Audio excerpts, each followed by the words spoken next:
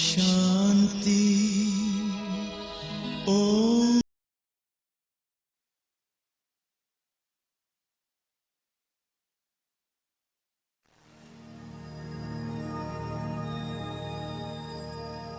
साथी चलना होगा हमें कहाँ तक, रोशनी मिले जहां हमें वहां तक, अमन ही अमन हो नजर जाए जहां तक।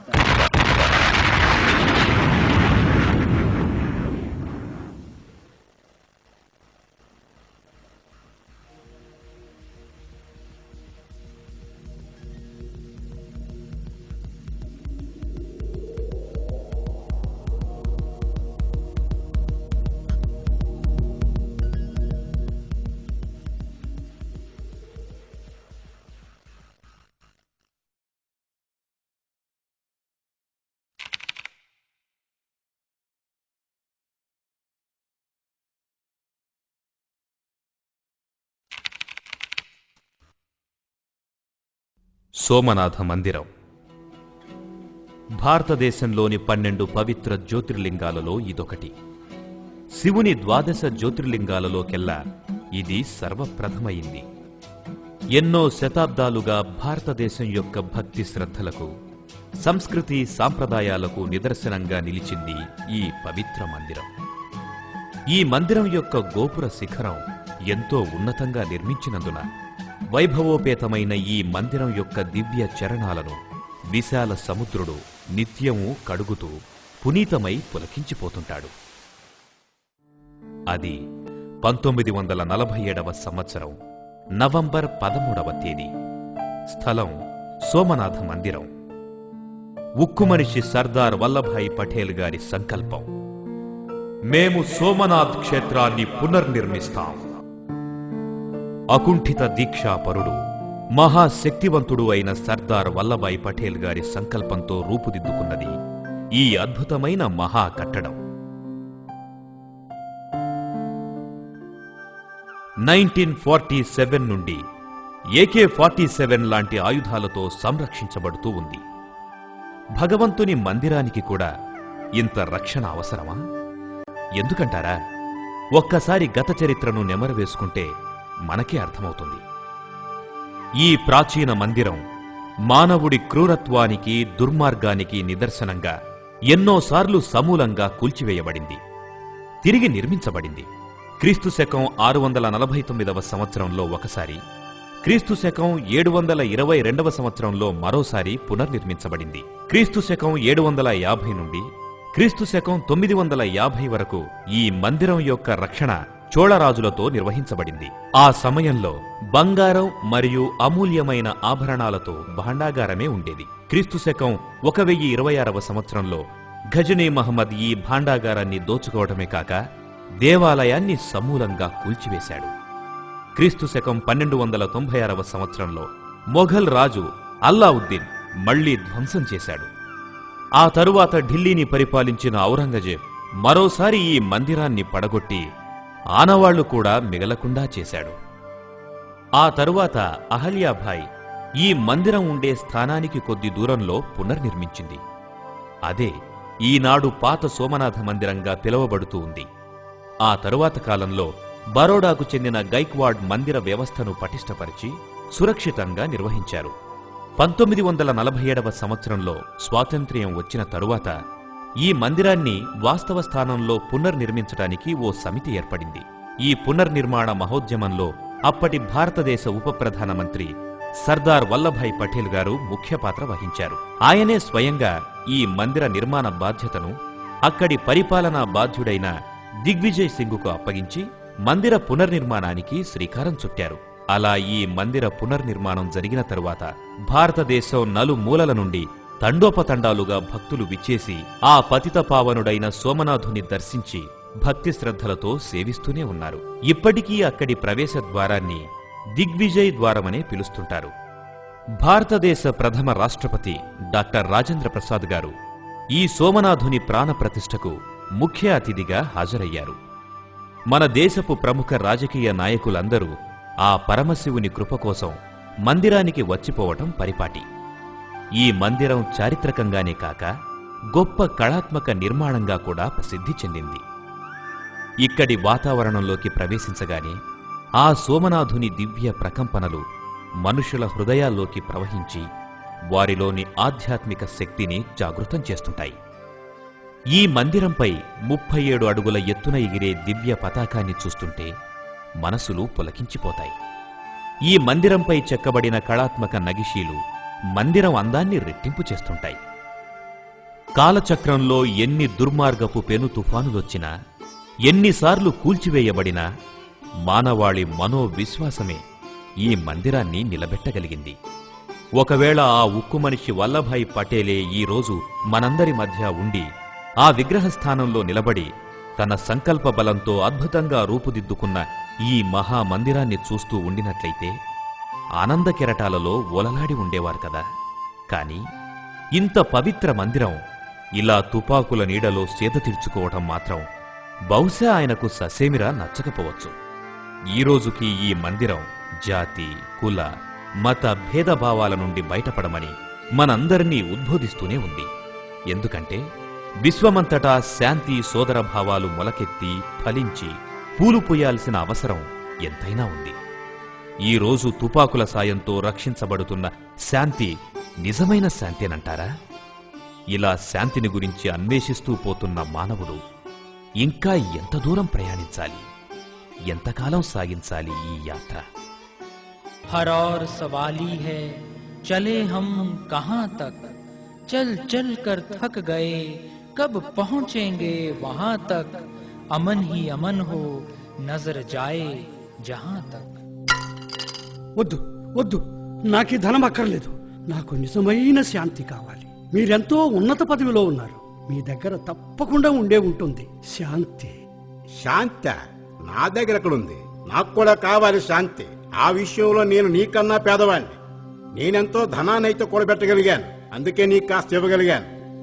బహుశా అదిగో ఆ పండితుడు ఏమైనా నీకు శాంతిని, జ్ఞానాన్ని ఇవ్వగలడేమో చూడు.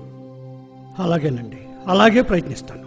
ఇదిగో నిన్నే, ఒకవేళ నీకు శాంతి గాని దొరికితే నాకు తప్పకుండా చెప్పాలి. నేను నిన్ను నా పార్టీలో సభ్యునిగా చేస్తాను. నమస్కారం పండితులు గారు. నమస్కారం. అయ్యా పండితుడు గారు, మీరు రాత్రింబగళ్ళు దేవుళ్లకు పూజలు చేస్తూ ఉంటారు, హారతలు ఇస్తుంటారు. మరి మీరు బోలెడంత శాంతిని సంపాదించుకొని ఉండొచ్చు కదా. నాకు కూడా ఆ శాంతిని కొంచెం ప్రసాదించండి స్వామి. నువ్వు చెప్పింది నిజమే. నా జీవిత కాలం అంతా ఆ దేవుళ్ళ దగ్గరే గడుపుతున్నాను. కానీ ఆ విషయంలో నీలాగే నా చేతులు కూడా ఖాళీయే. కాబట్టి నేనేం చేయగలను? ఇదిగో చూడు, ఆయన సుప్రసిద్ధ మహాత్ముడు. ఆయన దగ్గరికి వెళ్ళు. ఆయన రోజంతా శాస్త్రాలను అధ్యయనం చేస్తుంటారు, యజ్ఞాలు కూడా చేస్తుంటారు. వెళ్ళు. నీకు ఆయన దగ్గర అవి దొరికితే మాత్రం నన్ను మర్చిపోవద్దు. నీవు నాతోనే పూజలు చేయించుకోవాలి, మంచి దక్షిణలు కూడా ఇచ్చి వెళ్ళాలి. వెళ్ళు వెళ్ళు, మళ్ళీ ఆయన ఎక్కడికైనా వెళ్ళిపోగలడు. అలాగేనండి స్వామి. స్వామి ఏంటి స్వామి, మీరు మహాజ్ఞానిలా కనిపిస్తున్నారు. మీరు విజ్ఞానంతో పాటు గొప్ప శాంతిని కూడా పొంది ఉంటారు. నా మీద దయ ఉంచి శాంతిని నాకు కూడా ప్రసాదించండి స్వామి. బాబు, అసలు సత్యమేమిటో ఇప్పటి వరకు గ్రహించలేకపోయాను. ఈ గ్రంథాలు చదివి చదివి మహా తికమక పడిపోతున్నాను. బహుశా అదిగో ఆ సన్యాసి దగ్గర నీవు కోరుకునే శాంతి, జ్ఞానం నీకాయన తప్పకుండా ప్రసాదిస్తాడు. నేను ఆశీర్వదిస్తున్నాను. వెళ్ళు. నా ఆశీర్వాదం ఎప్పుడూ విఫలం కాదు. సరే స్వామి, ఆయన దగ్గరకే వెళతాను. మహాయోగులకు నమస్కారం. మీ ముఖం ఎంతో తేజస్సుతో వెలిగిపోతూ ఉంది. అంటే మీరు ఆ పరమశాంతిని సాధించారని తెలిసిపోతుంది. ఆ శాంతిని నాకు కూడా కొంచెం ప్రసాదించి నన్ను జ్ఞానవంతుడి చెయ్యండి స్వామి. సత్యం, శాంతి, సుఖం అనేవి ఎక్కడా లేవు. అన్నీ అసత్యమే. శాంతి కావాలన్న నీ కోరిక కూడా అసత్యమే. ఇంతకు నాకు నిజమైన సత్యము, జ్ఞానము ఎక్కడ దొరుకుతాయి స్వామి? అదైనా చెప్పండి. అదుగో ఆ సోదరిని అడుగు. నేనెన్ని సంవత్సరాలుగా సన్యాస జీవితం గడిపినా నాకు సంతృప్తి గాని శాంతి గాని లభించలేదు. వెళ్ళు. ఆ ద్వారం వద్దకెళ్ళి ఆ సోదరిని పిలువు. ఓ ప్రభూ, ఈ భూమి మీద నా గోల వినే వాళ్ళెవ్వరూ లేరా? రా సోదరా, నువ్వేదో తీరని సందిగ్ధంలో పడినట్లున్నావు. నేను నీకేమైనా సహాయపడగలనా? నేను జ్ఞానాన్ని, శాంతిని, సత్యాన్ని యాచిస్తూ తిరుగుతున్న బిచ్చగాడినమ్మా. ప్రపంచమంతా తిరిగినా నా దాహం తీరలేదు. నువ్వైనా నా దాహాన్ని తీర్చగలవా తల్లి? సోదరా, ఆలస్యంగానైనా నువ్విప్పుడు సరైన స్థానానికే వచ్చావు. నీకిక్కడ సత్యమైన జ్ఞానము, శాంతి దొరకడమే కాదు, అపరశాంతి స్వరూపుడైన ఆ జ్ఞానసాగరుణ్ణే దర్శించుకోబోతున్నావు. రా సోదరా, నీ లక్ష్యాన్ని చేరే మార్గాన్ని నేను చూపిస్తాను. అది 2001వ సంవత్సరం మార్చి 1వ తారీఖు శ్రీ సోమనాథ దర్శన కళామందిరం ప్రారంభోత్సవాన్ని గౌరవ రాజయోగిని డాక్టర్ దాది ప్రకాష్ మణి గారిచే చేయబడింది. ఈ కళామందిరం ఆకారం అచ్చం శివలింగంలా ఉంటుంది. ఈ ప్రదేశంలో ఉన్న అన్ని శివలింగాలలోకెల్లా ఇది అతి ఎత్తైనది. శివుణ్ణి త్రిలోకనాథుడని కూడా అంటారు. ఈ శివలింగంలో ఆ 3 లోకాలలాగే 3 అంతస్తులున్నాయి. రండి చూద్దాం. ఈ విరాట్ స్వరూపంలోని 3 అంతస్తుల్లో ఏ రహస్యాలు దాగున్నాయో చూద్దాం రండి. ఇదే సోమనాథ దర్శన కళామందిరానికి ప్రవేశద్వారం. లోపలికి ప్రవేశించగానే ఇక్కడి అలౌకిక వాతావరణం స్వప్నలోకంలోకి ప్రవేశించినట్లనిపిస్తుంది. ఈ అంతస్తులో 12 జ్యోతిర్లింగాల అనుభూతి, భక్తి అనుభూతి, పరమాత్మ అనుభూతి, వైకుంఠం అనుభూతి, ఆత్మిక అనుభూతి, రాజయోగ అనుభూతి, జీవన విలువల అనుభూతి మొదలైన సుందరమైన మోడల్స్ ప్రదర్శిస్తున్నారు. రండి, ఆ సుందరాకృతులు మనకిచ్చే సందేశాన్ని తెలుసుకుందాం రండి. ప్రథమ మండపం 12 జ్యోతిర్లింగాల అనుభూతి మండపం. శివుని స్మృతి చిహ్నాలిక్కడ అసంఖ్యాకంగా ఉన్నాయి. అయినా వీటిలో 12 జ్యోతిర్లింగాలే ప్రధానమైనవి. ఆ పరమాత్ముని వివిధ గుణగణాల ఆధారంగా ఈ జ్యోతిర్లింగాల పేర్లు: సోమనాథుడు, మల్లికార్జునుడు, మహాకాళేశ్వరుడు, ఓంకారేశ్వరుడు, కేదారనాథుడు, భీమశంకరుడు, విశ్వేశ్వరుడు, త్రయంబకేశ్వరుడు, వైద్యనాథుడు, నాగేశ్వరుడు, రామేశ్వరుడు, కృష్ణేశ్వరుడుగా వ్యవహరించబడుతున్నాయి. ఈ 12 జ్యోతిర్లింగాలు ఎంతో ఎంతో మహత్యం గలవి. కాని వీటన్నిటిలోనూ ప్రప్రథమంగా స్థాపించబడిన సోమనాథ క్షేత్రానికి అన్నింటినీ మించిన మహత్యముంది. భక్తి అనుభూతి మండపం. ఇందులో భగవంతుడిపై భక్తి అనేది ఎప్పుడు ఎలా ప్రారంభమైంది చూపించే ప్రయత్నం చేశారు. సుమారు 2500 సంవత్సరాల పూర్వం ప్రప్రథమంగా ఈ లింగాన్ని బంగారంతో నిర్మించి అందులో వజ్రాలు పొదిగి జ్యోతిర్లింగంగా ప్రతిష్ఠించబడింది. రాజా విక్రమాదిత్యుడు మొదలైన అనేక మంది రాజులు, మహారాజులు, భక్తజనులు ఈ శివలింగాన్ని అర్చించడంతో భక్తి ప్రారంభమై ఈ మందిర వైభవ కీర్తి ప్రతిష్టలు దేశం నలువైపులా వ్యాపించాయి. మానవాడిలో భక్తి అనే బీజం ఆ పరమశివుని జ్యోతిర్లింగాన్ని స్తుతించడం, పూజించడం లాంటి రూపాలతో సోమనాథ్తోనే ప్రారంభమైంది. అది ఈనాటికి శాఖోపశాఖలుగా వివిధ రూపాలు సంతరించుకుని ఓ పెద్ద వృక్షంగా వ్యాపించింది. భక్తితో పాటు వివిధ మతాలను స్థాపించి వివిధ ధర్మాలను బోధించే మత ప్రవక్తలు ఉద్భవించారు. కాలం గడిచే కొద్దీ భక్తికి అనేక వెర్రిముర్రి రూపాలు కూడా వ్యాప్తిలోకొచ్చాయి.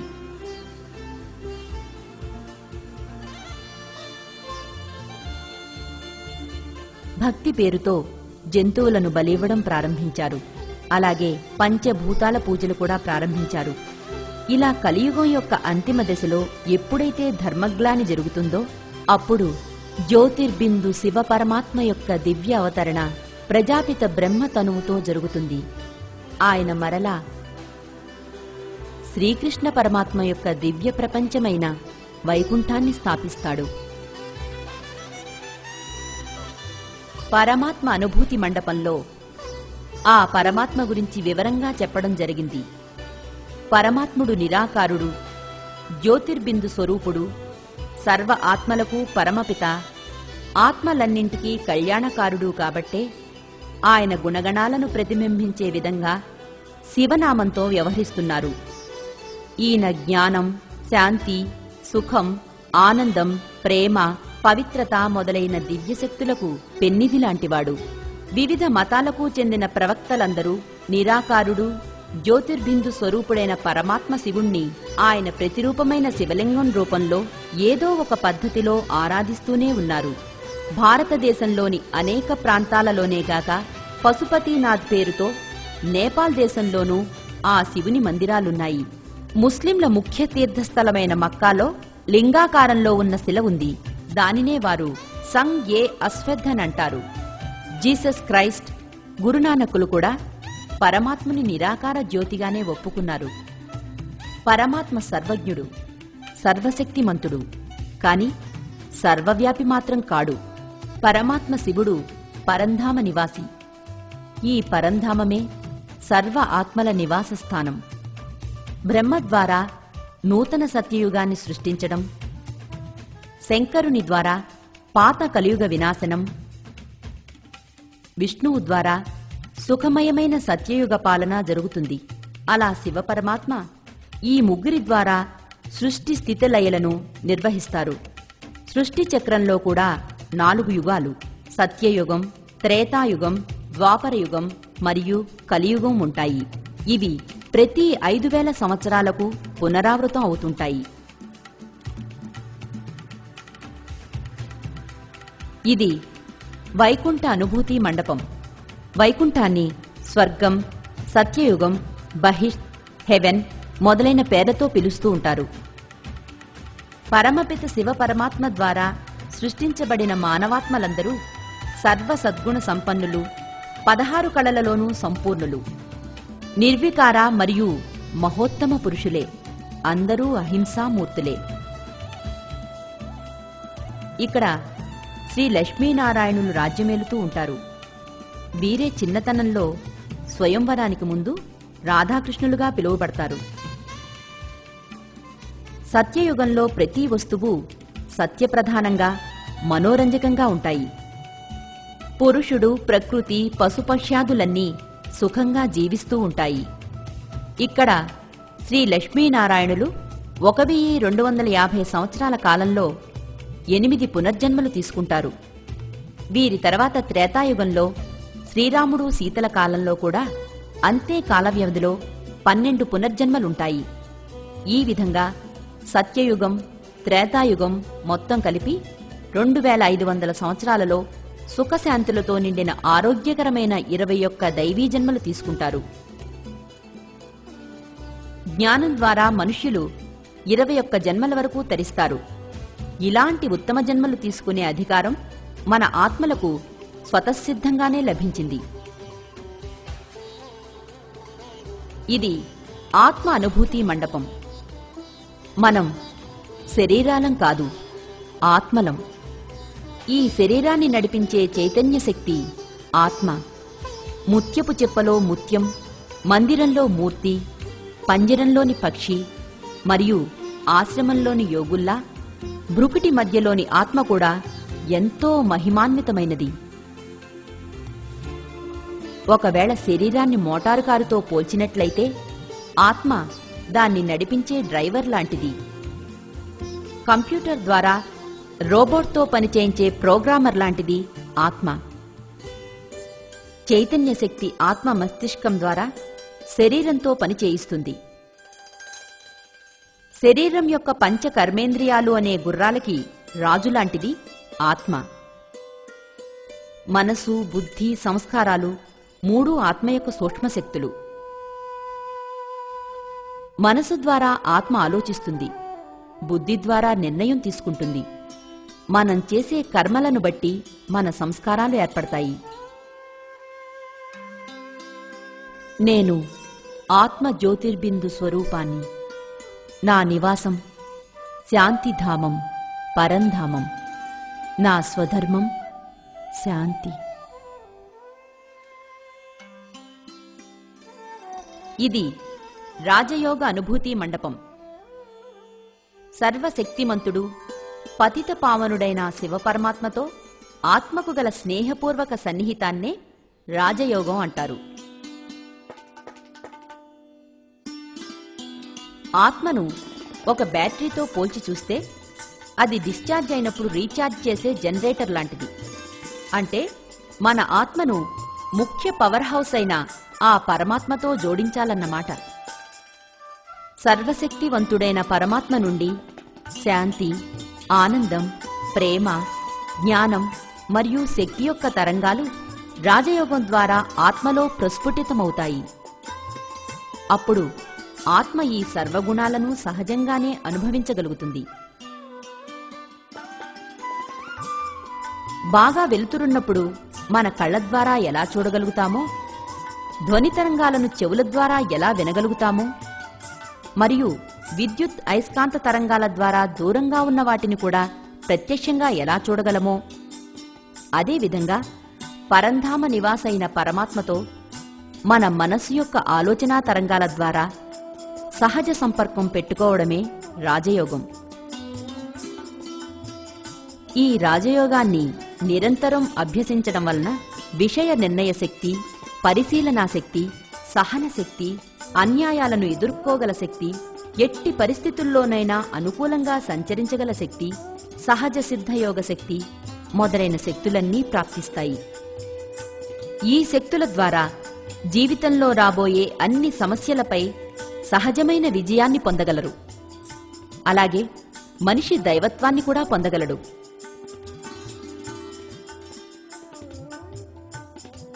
ఇది జీవన మూల్య అనుభూతి మండపం. ఇందులో జీవితపు విలువలను వి రూపంలో చూపబడింది.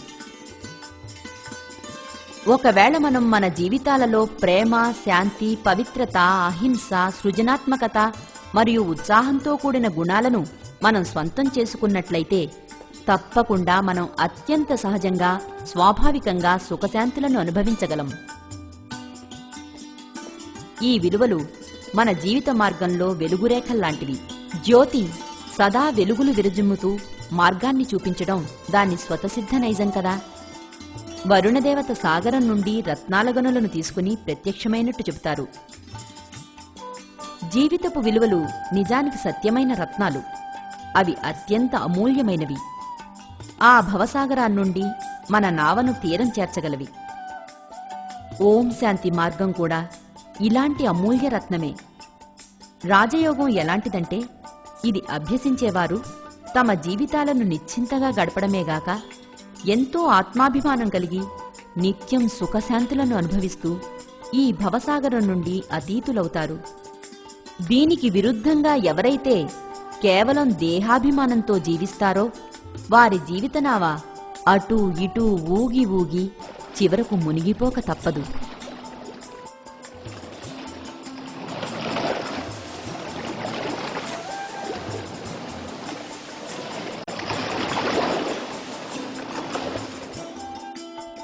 ఏ నావకు నాయకుడిగా ఆ పరమాత్మ వ్యవహరిస్తున్నాడో, ఏ నావ యొక్క బాధ్యతను స్వయంగా పరమాత్మ బ్రహ్మ చేతిలో పెట్టారో సరిగ్గా ఆ నావే మనకిప్పుడు కావలసింది.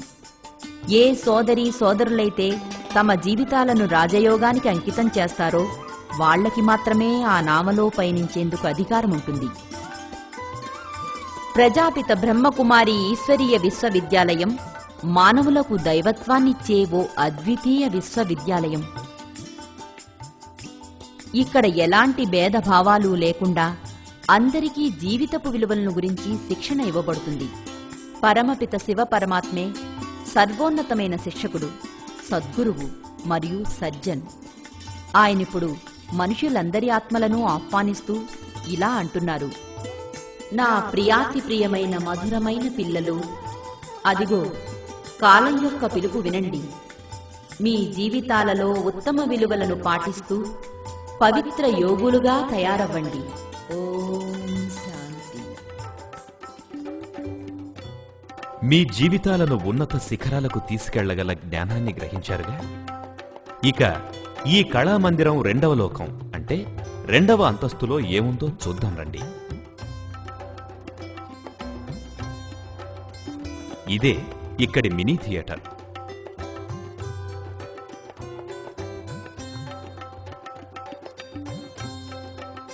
ఇందులో 25 మంది ఈజీగా కూర్చోవచ్చు. ఇక్కడికొచ్చిన వాళ్లకు వీడియో ఫిల్ముల ద్వారా ఆత్మ సాక్షాత్కారం చేయిస్తారు. స్వాగతం. ఇక్కడికొచ్చిన వారందరికీ సుస్వాగతం. ఇప్పుడిక్కడికొచ్చిన వారంతా ఎంతో అదృష్టవంతులు. ఎన్నో వేల సంవత్సరాల నుండి మనం భగవంతుడి కోసం అన్వేషిస్తున్నాం. ఆయన కోసం మనం యజ్ఞ యాగాదులు, తపస్సులు, దాన ధర్మాలు, మరెన్నో తీర్థయాత్రలు చేశాం. ఆ భగవంతుని సత్యస్వరూపాన్ని తెలుసుకునేందుకు ఇదే సరియైన సమయం. ఆయన నిరాకారుడు, జ్యోతిస్వరూపుడు, సర్వశక్తివంతుడు. ఆయన్ని కేవలం జ్ఞాననేత్రాలతో మాత్రమే చూడగలం.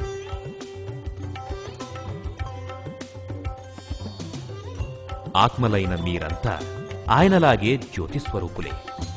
శక్తిపుంజమై భృకుటి మధ్యలో స్థితులై ఉన్నారు. భగవంతుడంటున్నాడు, నా ధామం ఈ స్థూల ప్రపంచానికతీతమైన పరంధామం. అక్కడ నలువైపులా బంగారు కాంతులు అలుముకుని ఉంటాయి.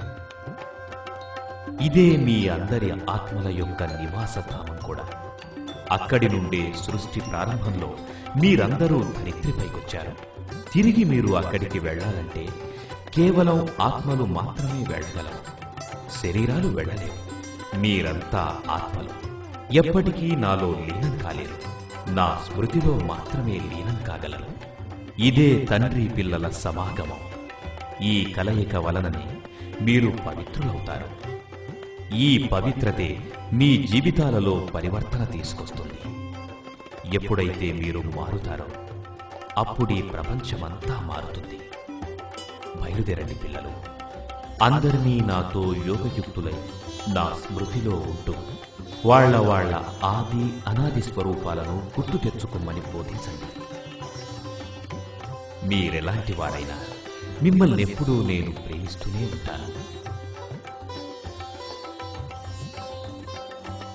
మినీ థియేటర్ను చూశారుగా, ఇక రండి కళామందిరం యొక్క 3వ లోకంలోకి, అంటే ఇక్కడున్న అన్నిటికంటే పై అంతస్తులోకి అడుగు పెడతాం.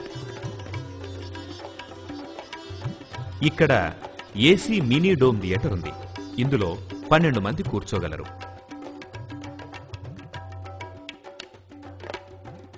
రండి, ఇక్కడ జీవితం యొక్క మహోన్నతను అనుభవిద్దాం. ఇక్కడ మీకు పరమాత్మ సాక్షాత్కారం లభించగలదు. ఓం శాంతి.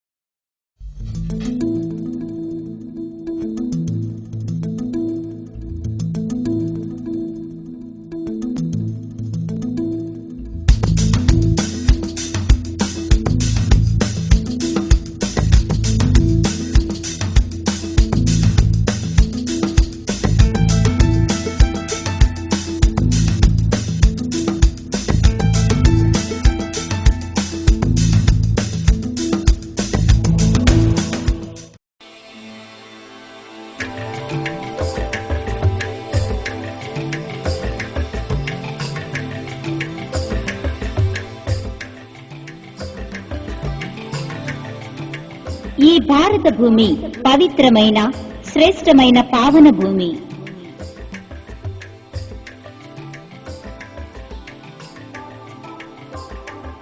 ఒకానొక నాడు మహోన్నత సంస్కృతి గల ఈ దేశంలో నరనారీలు దేవీ దేవతలుగా ఉండేవారు. పశుపక్ష్యాదులు ప్రకృతితో పాటుగా అన్నీ సత్వ ప్రధానంగా ఉండేవి.